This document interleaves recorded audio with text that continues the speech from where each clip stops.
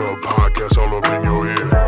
Talking all that good you wanna hear. Stogies, bourbons, and everything in between. Griff and Pugh are not experts by any means, so sit back and light one up. Make sure you got something good in your cup. Happy smoking, now enjoy the program. Thank you for being part of the Cigar Club fam. What's up, Cigar Club family? Welcome back to another episode of the Cigar Club podcast. I'm Pugh, and along with me, as always, is none other than Griff Howie. Thank you all so much for listening and tuning in every week, as well as leaving your thoughts and feedback on each episode. If this is your first time joining us on the Cigar Club podcast, this is where we talk about all things cigars with you, the Cigar Club family, every Tuesday at 9 a.m. Eastern. On today's episode, Griff and I are going to be smoking the Plasencia Year of the Rabbit, a $50 yearly release, and we're going to be talking about our top annual cigar releases to look out for. But first, how you doing, Griff? I know what we're smoking. Are we drinking anything? Tell us as I get this lit up. Didn't realize this was a $50 cigar. I mean, it's a 6.5 by 54. She's a girthy. Oh, This feels like a 60 ring gauge. Yeah. So, I mean, I'm very excited about this. Obviously, massive Plasencia fan. Never smoked any of the yearly releases. I'm drinking water still. Might switch over to beer here in an hour. But, probably best to drink water with something like this. I agree. Beautiful cigar. Really is. This is the first Plasencia year of whatever the Chinese calendar would be at that time. I have had, and I'll talk about it a little bit more, and I do have some Davidoff year of releases. That's the prominent one that I think of when I think of the Chinese calendars. I think Drew Estate does the year ofs as well for their legal line, Unico series. And we'll talk about more about some yearly releases. But while you get that lit up, Griff, let me break down this cigar for everyone. As we mentioned, this is Plasencia, so this is going to be Plasencia tobacco. It is a 6 1/4 by 54. It is a Nicaraguan puro, and let's see if they give us any more details on the tobacco. They do not, so it is going to just be straight Nicaraguan from Plasencia. This is a limited edition cigar. Only 6,000 boxes were created. Only 6,000 boxes? Only 6,000, but only 3,000 were shipped to the United States.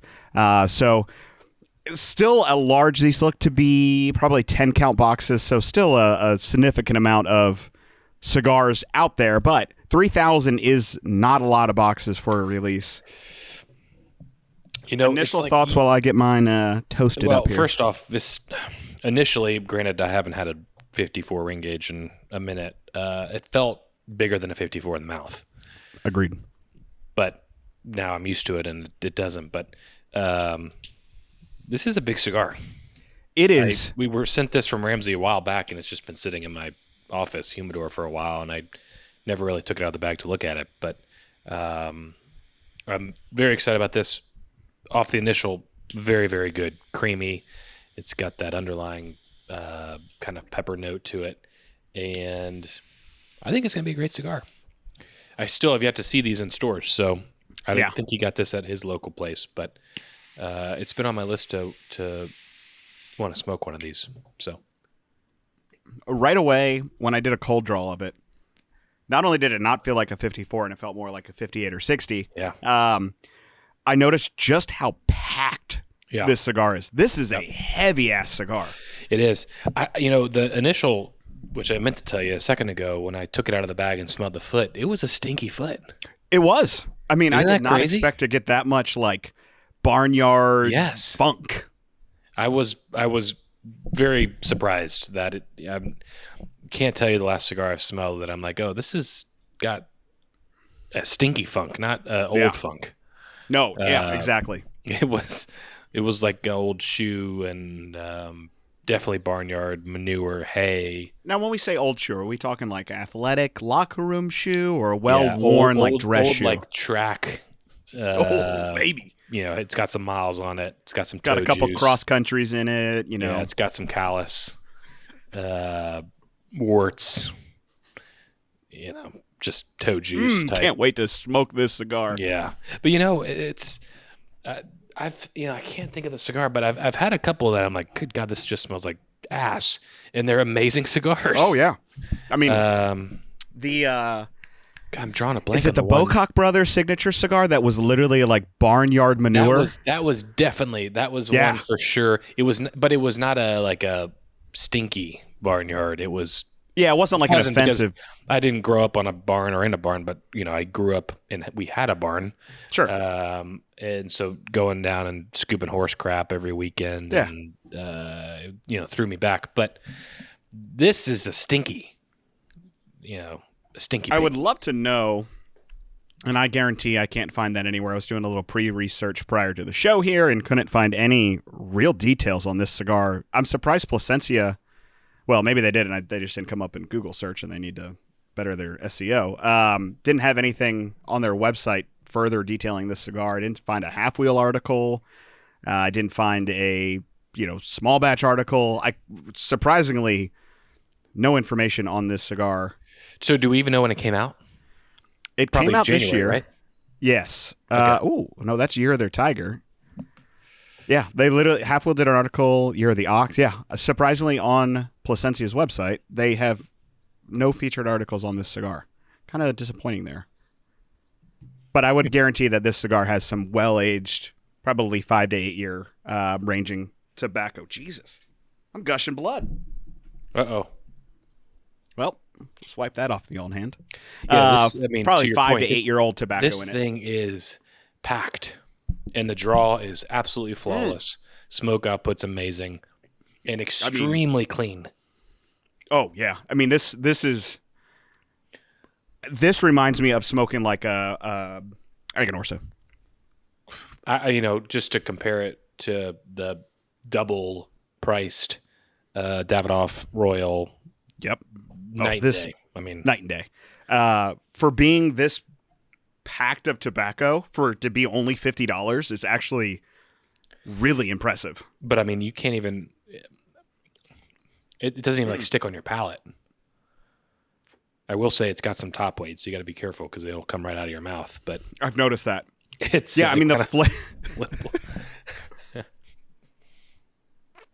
it's big, but it does not stay on the palate. I mean, water with this thing is perfect. Yeah, the flavors are pronounced right now. Creamy, cinnamon, a little bit of cedar, touch of leather, like new leather. But then to your point though, the finish is quick and it's clean. Yeah, very. And for the flavors that are starting out on this, like I don't want these flavors. I don't want a long finish for this cigar currently. No. For me, if I'm having a long finish, I think of like the Reserva 710. I enjoy a long finish for that cigar because the flavors are so pungent. They're so in your face that you puff it, you set it down, you have your drink, then you come back to it. Whereas this one, I want to just continually chief this cigar. I love Plasencia. I'm really impressed. I love everything about Plasencia. And I know this cigar, when this first came out, you immediately said that you were wanting to try it because you regretted not doing the Year of the Tiger last year, if I recall. Well, I was just thinking about that. I was like, maybe I didn't even know there was a Year of the Rabbit. Maybe I've been thinking all along. I thought this was Year of the Tiger. Yeah. At any rate, I've wanted to smoke a Year of whatever from Plasencia for a long time. I've never found them, and I never thought to order one. So, yeah, for something like this, it's hard for me. And I know there are sites out there that sell singles, but this is a cigar that I want to buy at a local brick and mortar, right? At the, normal MSRP. There's something about a $50 single purchase that doesn't feel as rewarding, or as maybe it's harder to justify that expense than walking into the place and be like, oh, that's a $50 stick. That's easier for me to buy than willingly going online and spending $50 on it. I don't know. It's just a little weird thing, I guess, that I have. No surprise. Well, I also am not. Yeah, maybe just exactly to your point. I'm a lot more inclined to spend $50 on a cigar, which is a very rare occasion because I never really do that. Well, I mean, number one, there's not many $50 cigars in humidors to begin with. I mean, you can buy them all day long online. But, yeah, I would be very hard-pressed to buy or spend that much money on a single online. Yeah, yeah. But before we continue, we've got obviously some fun things to talk about this year, or for yearly releases, that is. Father's Day is coming up, and we are going to have a ton of great deals going on, and an even very special flash sale on Father's Day, where you may be able to pick up some of our most sought-after exclusives to date at a discount. So stay tuned for more information on that. We're going to have posts on social media, sending out emails letting you know of those Father's Day deals. And we are going to have an ultimate Father's Day bundle for yourself or, that special father in your life. It's going to have a bourbon bag in it. We're going to have our CigarClub candle. We're going to have a CigarClub leather case in there, as well as a 5-pack of our Customs Apereo from 2021. Fantastic cigar. So that should be live on the site when this podcast drops, as well as you'll see it on social media, and we'll be sending out an email on that. So a lot of great deals coming up for Father's Day this year. And, even if you're not a father, you can still treat yourself and pick yourself up one of those Father's Day bundles that we've got. Everyone could use one of those in their life. This is a true statement. So the show today, like I said, we're not going to just bore you while we puff on this cigar. We've got our 3 favorite yearly releases that Griff and I both look forward to. And then Ramsey is going to pull up some articles for us, and we're going to be reacting to some of those articles in the meantime as well. So let's kick us off. Do you want to do an article first, or do you want to give us one of our 3 yearly releases that we look forward to? It doesn't matter. Article it is. Ramsey, throw up the article. All right, so this is an article, looks like Cigar Press, perhaps? Public. Cigar Public. Thank you. 5 annual cigar releases worth looking out for. Ooh, so let's jump into it by Joe Kenny. Shout out to Joe Kenny. Well, that picture you didn't see that one. You're good. You'll get it in before we read it. So the first one they list here is the Stuffed Turkey by Viaje. This is a cigar that comes out around Thanksgiving, if memory serves. Really? Yeah. Oh, it's got a little turkey on it. Damn. I've heard great things about it. They do a white meat and a dark meat. Oh, I have. Yes, I have. Yeah. That is, yeah. This blend first started in 2011 as their white label series, and then that line got pushed to its own. So it's a Nicaraguan Puro featuring Aganorsa tobaccos, as well as so the white meat is a Criollo 98 natural wrapper, and then the dark meat, first off, great naming, is a Mexican San Andreas wrapper.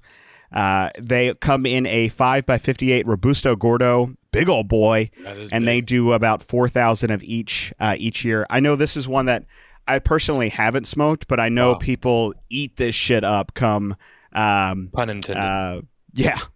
Come around Thanksgiving time. Look at that. That looks like Viaje's branding for sure. Absolutely. Viaje is not a brand that I smoke a lot of.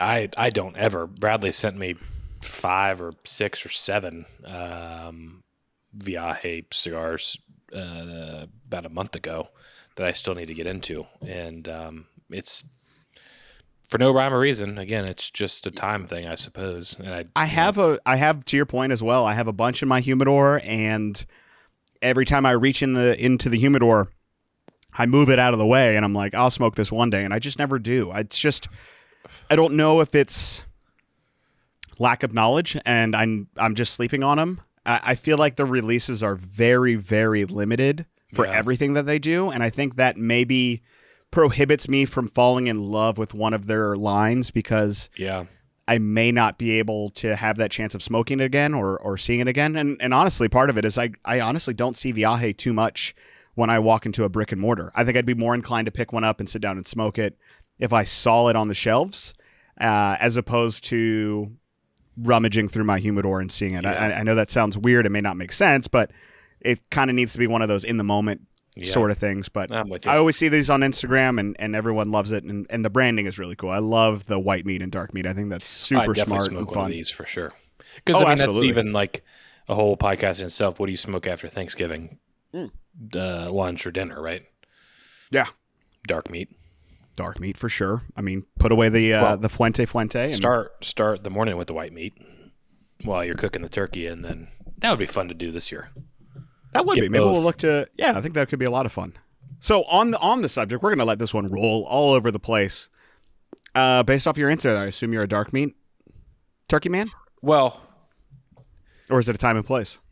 time and place depends how it's cooked. Because Fair. white meat out of the oven, trash. Might as well throw it away. Dry. White meat out of like a big green egg, or even better, deep fried Absolutely. all day long.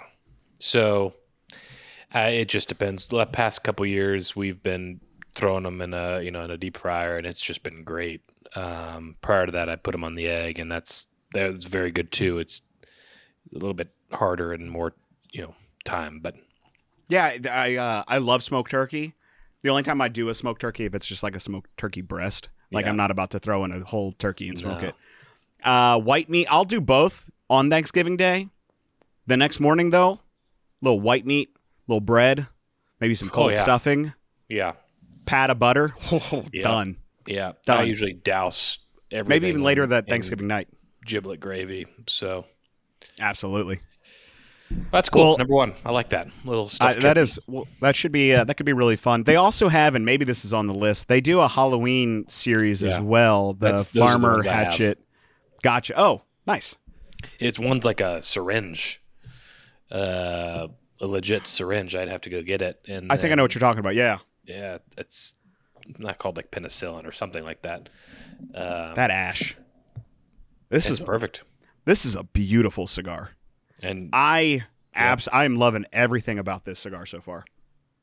again, unlike the Royal, it was all over the place. Granted, it was a little bit windy, but I'm not blaming it on the wind. I was in my garage and I had issues. I mean, this cigar is bringing the flavor. It's half the price of the Royale that we smoked. The ash is beautiful. The draw is impeccable for being a 54, The draw is perfect, and you're getting your money's worth of the amount of tobacco that you're smoking. and it's hot, but it's not squishy. Let me see. I mean, I'm Yeah. right on top of the cherry, and she's perfect. Yep. Impressive. I'm very impressed. Well, okay, let's intermingle it so we don't just read through the article. Let's go. I'll start off, Griff, and then I'll have you follow. So one of my, and I know I talked about this last podcast, so I'll do this one first so I don't bore us to death, but I would say my favorite, if not one of my favorite yearly releases is going to be the Crown Heads Las Calaveras. It has been since the start of my cigar journey when I first had the black label from must have been 2016, I believe was the black label. I smoked it and it was just so unique, unlike anything that I had before. I bought into the limited edition kind of yearly release hype with that. And maybe it was because I was drinking bourbon at the time too, and I was starting to get bought on board with the limited edition yearly releases, the Buffalo Trace Antique Collection, birthday bourbon from Old Forester, whatever it may be. Yeah. So I bought into the hype and the marketing, but it was a damn good cigar, and it packed up. It backed it up. The price on it wasn't too crazy, around $10 or $11. And from that point, I was a fangirl of Crown Head Cigars and Las Calaveras and John Hubert and that whole crew over at Crown Head. So that one is one that I always look forward to. I'm glad he changes it up each year. It's not just the same blend, with a different band on there or a different size.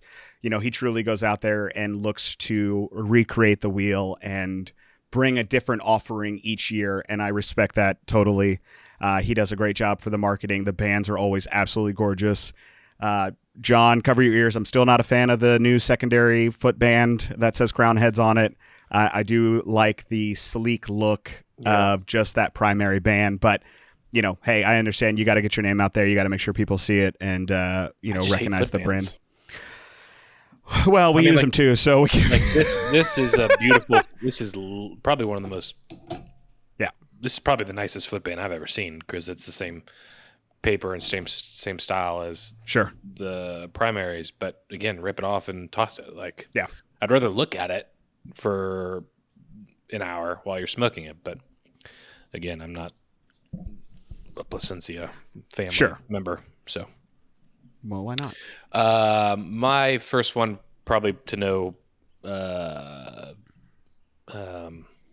Surprise, thank you. Is HVC Black Friday. Yeah, it's just always the profile that I like by obviously a brand that I really, really love and enjoy.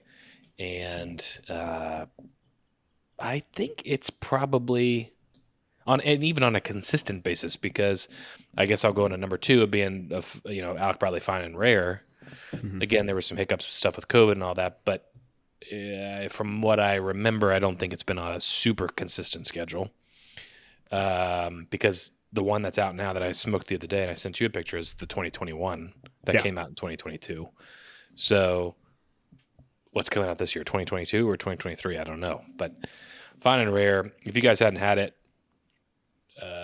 there's some places out there you can still buy I was them. surprised your store still had some. Yeah. Brand new box. I guess he just bought a crap load of them. But Alec Bradley Fine and Rare and the HVC Black Friday, always a different size. I don't know on the Alec Bradley. I think it might always be the same size. But they had the Bellicoso for the But they got the 2021 like Bellicoso in the box. in the middle, in the coffin. But Lorenzo always does a different size, and that's always really exciting to me. And it could be, very different, very, very different. I think if there was one manufacturer that I think that would blend cigars like just for you, it's HVC. I think I agree. Lorenzo, any blend that he puts out is a Griff blend. I think you guys have the very similar palates, very similar taste profiles and blending profiles with cigars, and I think that's I don't think I have one myself, so I think that's really cool to know. I mean, multiple HVC boxes of new releases that you've jumped right into without question or without even smoking at first, knowing that he's not going to put out anything that's not within your profile. Oddly enough, I've never gotten a box of, which maybe I will this year, a box of Black Fridays, but I still that selection number 1 natural is going to be in my top 5. I'm guarantee it. It is everything. I still need to smoke that. I've said it about Lirio Rojo as well, but it's just everything that I personally love in a cigar, and just tastes like Nicaragua. I mean, spot on. It's killer. But I would agree, it's a strong statement. But I can't think of any other brand that. There's so many brands that I love, but a consistent profile that's right up your alley. Construction's always great. I've never felt like anything out of HVC is too young. No. And I hate to say it, I wish I had one myself, because I think that's really cool to have someone that you're so in tuned with in terms of profile. And for a small boutique, and he would still call himself a boutique brand, having his own factory that's huge. Major. Yeah. I mean, big things. It's one thing to source your own tobacco or whatever, and same thing in the whiskey world. But when you're making your own stuff, and when you're, have your own rollers in your own location, the heart of Esteli, it's like props to him, man, because that, especially in this day and age of uncertainty, I'm so excited to continue to kind of hear and see what he does. A million times, and just really great family people, great people to work with, humble, honest. Can't say enough of things about them. But yeah, to your point of having your own factory, when you're making cigars at maybe a large factory that works with multiple brands, it's not so much that they don't care about your brand, but it's a different experience when you have all the say. The people that you are hiring work for you, and the way that you treat them reflect the work that they perform and they put back and give to you. So all it does is, when it's run well, increases your or makes your quality better, makes your cigars better in the long run. And I mean, you also, I would obviously imagine, it only makes sense, you've got to have the quantity and the the year planned out. If you're going to have designated 10 rollers or whatever he has, I mean, there's got to be some growth there, which I can only imagine there is. Absolutely. That's got to kind of compensate there. So I'm excited. Your ash is gorgeous as mine. Yeah, it's it's dimes. And I don't think, being a 54, I've got a fan blowing on me, but I bet this ash will stay on for as long as I wanted to. Well, let's see what this article has as number 2. Drum roll, please. Coming in at number 2 is the Bishop's Blend by Black Label Trading Company. This is a brand that I've really just introduced myself to, so I'm not too familiar with this particular yearly release, but I've talked about how much I love some of their cigars here, but let me see. James and Angela Brown are husband and wife, owners of the Craft Cigar Company. Their style at first may seem overtly morbid in nature, with depictions of skulls, goth art, as well as themes of death. Each year, the Bishop's Blend, produced at company's very own Fabrica Oveja. Hit that for me, Griff. Oveja Negra in Esteli, delivers a smoking experience that is simultaneously full-bodied and nuanced, supremely bold in flavor, character, and body. The Bishop's Blend has been released for 7 consecutive years. Wow. This is a new one to me. That's amazing. I want to say I've heard of the line, but I don't think I realized that it was a yearly release. Damn, most recently a 6.5 46. Yeah, I was. Quarter, rather. Each year, the blend is presented in 3 different blends. The most recent is a 6 1/4 by 46 Corona Largo. Never heard of a Corona Largo before. Oh, it's a new one for me too. I like it. robusto, interesting size, a little different, and 7 by 42 Lancero, a little different as well. So it goes on to say the blend consists of Nicaraguan, Connecticut broadleaf, and Pennsylvania broadleaf fillers with an Ecuadorian Habano binder and an Ecuadorian Maduro wrapper. That could be a Griff blend right there. I mean, 100%. that's a powerhouse. And I sent you the Hyena before, which is a great cigar. And the how I know the brand is sort of how I know Roma Craft, where if I'm smoking one of their cigars, I'm expecting a powerhouse. I'm expecting a full-bodied, badass beast of a cigar. And this blend, Bishop's Blend, just based off binder, wrapper, filler, is no different. Yeah. That one, I think that's not a morning smoke. No. Well, I mean, it could be. I very much, that statement of, while not for the beginner or the faint of stomach, that's a little intimidating, but I would definitely love to try it. I guess it's not. I was thinking it had to be themed. I don't know why, because we were just talking about stuffed turkey and Las Calaveras as being, and Black Friday as far as like a specific theme of it or a date, but it seems to just be, at least from that article, that it's just a yearly release and not anything related to a holiday or an event. Well, let's jump into 3 here before I give off. Yeah. I'm trying to formulate the question here, which it might just boil down to, do you think yearly releases are overdone / not expected, but do you think yearly releases are overdone / overrated? Gimmicky? I think as long as a brand only has one. Yeah. Like if you're having a yearly release for every damn holiday and it's one brand, yeah. I don't mean necessarily about holiday. It's just, and I guess I'll just use Crown Heads as an example. It always seems like there's a lot of LEs, right? It's like all the new stuff is LE, and again, I guess maybe you can only get so creative, but I don't know. I don't mind it if it's a Vitola, like they do with the La Creme, having a unique size each year while still maintaining the core line. Yeah. I think that's perfectly fine and a fun way to show how Vitola can change the expression of a cigar. My issue tends to be where you're just coming out with a limited blend, it's just, a production of 3,000, and it's like consistently your brand to come out with limited edition releases every time. Then I would maybe start to take a little bit of annoyance to it, but I don't mind it at all if it's a fun take on a unique size. I pull up, you talked about Crown Heads, and I'll use that as a continued example. The La Kareem Bellicoso Fino, I believe it was last year.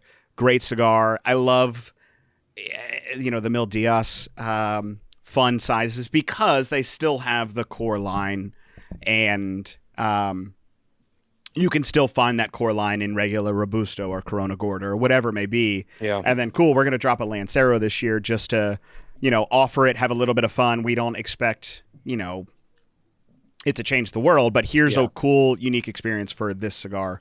Yeah. But if it was like we're changing Mil Diaz blend every year, and on top of that, we have 15 other things that we're having single blends for. Yeah. Then it's like, it's a little annoying. Yeah. Yeah, I'm with you. So in line with the Plasencia Year of the Rabbit that we're smoking here, another one that I get. It's funny because I don't smoke these often, but I usually smoke one a year, is the Davidoff Year of series. I slept on the Tiger last year. I had the opportunity to purchase one, but it was like $20 over. That's right. And I wasn't about to, drop another $100 on a cigar after I had already spent $200 on cigars. I mean, it is freaking gorgeous. It is absolutely gorgeous, but I had already tapped into my funds when I was in Chicago for a bachelor party, so it wasn't in the budget. But I don't like the size, but the wrapper I agree. and the way they do the striping. Yeah, the fermentation process that they used to be able to get, it's literally one wrapper. It's not a barber pole. No, that's a showpiece cigar that you kind of keep and don't smoke. Yeah. In my humidor, I have a Year of the Ox, which I believe was 2017 or 2018. For whatever reason, I never got around to smoking that cigar. I've smoked Year of the, is it Dog? I believe was 2019. I should have pulled up the damn That's Chinese weird to calendar. me. But I have smoked the last, with the exception of Tiger and Ox, the last 3 or 4 releases. They're okay. I don't get too excited about it, but if I see it, I'll buy it if it's priced. I've never been blown away by them. I think what we're smoking here has been infinitely better than any of the Davidoff releases, the Year of releases that I've smoked. And to each their own. I know people that eat up and buy multiple boxes of them for, maybe it's your sign or your birth,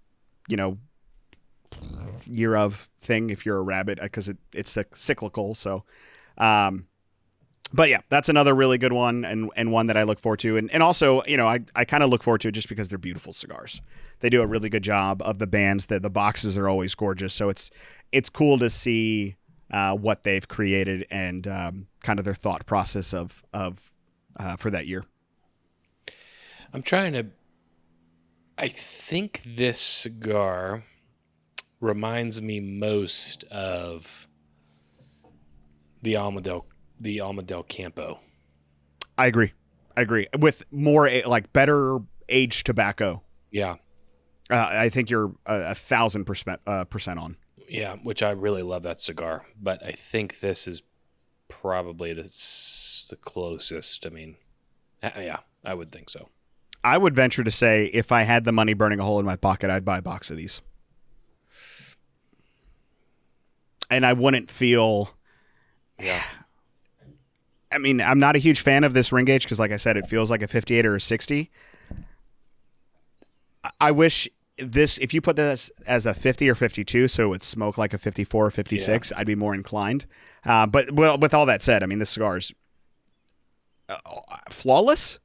I mean, I don't say that too often about a cigar, but this construction is damn near perfect. Haven't had to touch it up one bit. It's great. Yeah. Ramsey, let's go ahead and do another one. We are going to have a little shorter of an episode today because we are rolling this into our box drop live. So hopefully all of you listening are going to be joining us here in a little while for our box drop live. But let's scroll through here, Ramsey. I want to see one that I want to specifically call out. That's a good one. We've already covered that one, so this is perfect. Those last two are killer. So the one that we are skipping is HVC Black Friday because Griff already covered it. But coming in at number 4 on this article is Room 101 Anniversary Series. And they're specifically highlighting the Room 101 13th Anniversary. I myself have smoked the 12 and the 11 as well as the 13. And the 13 is so good, I cannot remember anything about the 12 or 11. Yeah. I am so angry that I smoked this cigar after boxes were sold out. Yeah. Very rarely do I smoke a cigar and I immediately actually want to purchase a box and not just say I would purchase a box. This is one that I think I literally messaged you, Griff, as I was smoking it and be like, I wish I could get a box of this. And I even posted it on the Discord. Not too long ago, maybe a month ago. I had it, and the size, I wasn't loving the size. It's a 4? I believe so. It may say on here if Ramsey does not say. It's a Toro, if memory serves. Yeah, it was a big. I mean, granted, I was not. I loved it, but I was not walking into. I was not walking in to smoke that big of a cigar. But at any rate, it was. I was blown away. And I don't smoke a whole lot of Room 101. Again, no rhyme or reason. I knew this was a yearly, and he had plenty of them, so he highly recommended it, and I'm glad I did. Ramsey, if you'll scroll down for a little bit so I can just give a little description of this beautiful cigar. So each year, Matt Booth brings in a special new release blend to commemorate another 12 months of quote-unquote flavor hole pleasuring smoke. That is a Matt Booth quote if I've ever heard one. He began the anniversary series in 2019 in celebration of 10 years for Room 101 as a cigar brand. The following year, Booth reprised the project with only two appropriately quirky 11th anniversary cigar.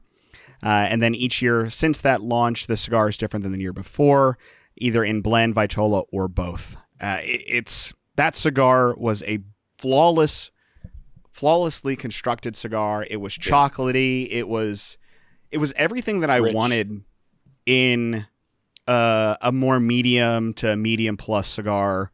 It was clean.